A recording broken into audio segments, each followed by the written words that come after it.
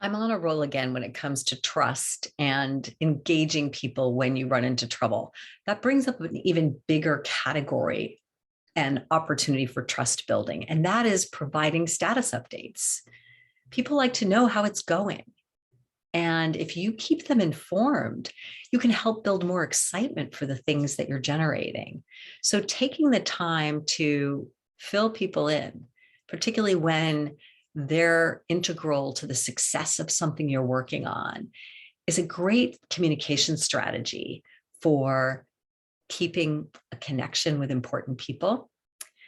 And let's just say that you've had an informational interview for a potential job and you've gotten a chance to talk with somebody who gave you great background on the kind of work that they had been doing in their career, inviting the opportunity to stay in touch, sending them a note to say, I just attended one of the conferences you recommended for your industry. It was great. Here are some of the things I learned. Thank you so much.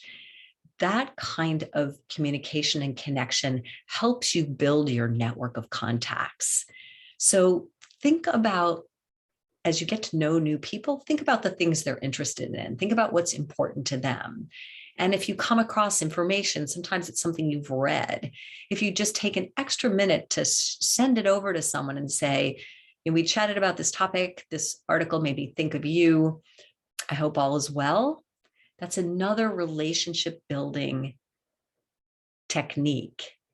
And if you genuinely care about the success of other people and you think about how you can share what you learn to help someone else be effective, you've touched on the basis of a really important relationship builder. And I know you have a really full plate. You can probably only really focus on the things that you have to get done. But internet makes it so easy to shoot somebody a quick email or a text with a link to something that you think will be valuable to them.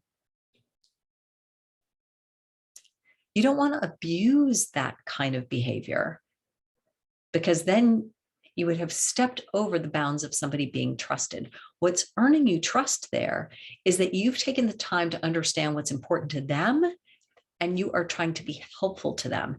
Not only does that help build trust, but it builds a sense of reciprocation. You've taken the time to go out of your way and do a little something for them.